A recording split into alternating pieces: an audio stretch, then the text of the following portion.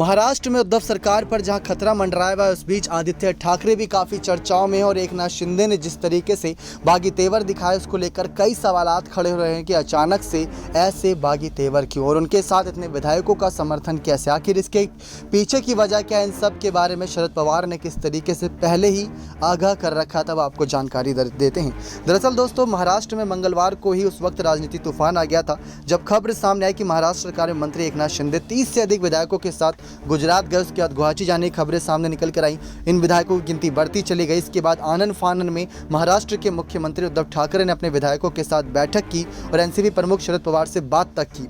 वहीं सूत्रों ने बताया कि शरद पवार ने महाराष्ट्र के मुख्यमंत्री उद्धव ठाकरे को इस बगावत के लिए पहले ही आगाह कर दिया था, जबकि एकनाथ शिंदे के विद्रोह के 2 दिन पहले राज्य में कैबिनेट मंत्री और मुख्यमंत्री उद्धव ठाकरे के बेटे आदित्य ठाकरे और शिवसेना सांसद संजय राउत के साथ पवई के रेनेसा होटल में शिंदे की तीखी बहस हुई थी।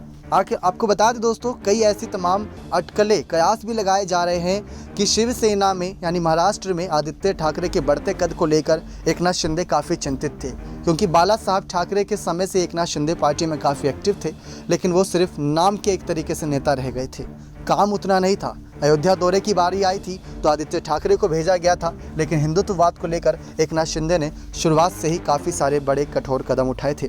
इन सब के बीच ये तमाम खबरें जोड़ तोड़ कर देखी जा रही हैं। आपको बता दें कि किस तरीके से जब 2 दिन पहले ही खबरें सामने आई, जहां तीखी बहस हुई थी, जहां शिवसेना के विधायकों को विधान परिषद चुनाव के लिए रखा गया था। पिछले कुछ महीने में जिस तरीके से सब कुछ चल रहा था, एकनाथ शिंदे उससे नाखुश थे और मुख्यमंत्री को भी इसके बारे में सचेत कर दिया था। एक सूत्र ने यह भी बताया कि 2 दिन पहले जब विधान परिषद चुनावों के लिए वोटों का उपयोग कैसे किया जाए, इस बारे में रेनेसा होटल में बातचीत हो रही थी, तब शिंदे की संजय राउत और आदित्य ठाकरे से असहमति थी। एकनाथ शिंदे कांग्रेस के उम्मीदवारों को एमएलसी के रूप में चुने जाने के लिए शिवसेना के विधायकों के वोटों का उपयोग करने में विचार में नहीं थे। बातचीत दोनों पक्षों के बीच तीखी नोकझोंक में बदल गई। अब पीछे मुड़कर देखें तो ऐसा लगता है कि विद्रोह के लिए यह एक निर्णायक घटनाक्रम हो सकता है। वहीं शरद पवार ने उद्धव ठाकरे को शिवसेना और सत्तारूढ़ एमवीए के नेताओं के भीतर बढ़ती चिंता के बारे में चेतावनी दी थी और यहां तक कि एक संभावित विद्रोह की ओर भी इशारा किया था। एक सूत्र ने बताया कि शरद पवार ने 4-5 महीने पहले ही उद्धव ठाकरे को चेतावनी दी थी और उन्हें सलाह दी थी कि वे अपनी पार्टी के नेताओं और एमवीए के अन्य मंत्रियों से मिलना शुरू करें। शरद पवार ने मुख्यमंत्री उद्धव ठाकरे की उपलब्धता को लेकर एमवीए नेताओं के बीच बढ़ती असहमति को भांप लिया था। उन्होंने ठाकरे को संभावित विद्रोह की चेतावनी भी दी थी, लेकिन उद्धव ने इस पर ज़्यादा ध्यान नहीं दिया। सूत्रों ने बताया कि कुछ मौक़ों पर शरद पवार को उद्धव ठाकरे से मिलने का समय नहीं मिला। शरद पवार सीएम की अनुपलब्धता से परेशान थे, जो पार्टियों में राजनीतिक नेताओं से मिलने के लिए समय नहीं निकाल रहे थे।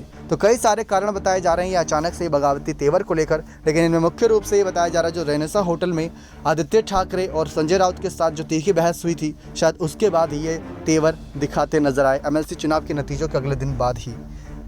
तमाम जानकारियाँ इस मामले से निकल कर सामने आ रही है। बने रहें चैनल के साथ। नेक्स्ट 9 न्यूज़ रूम की रिपोर्ट।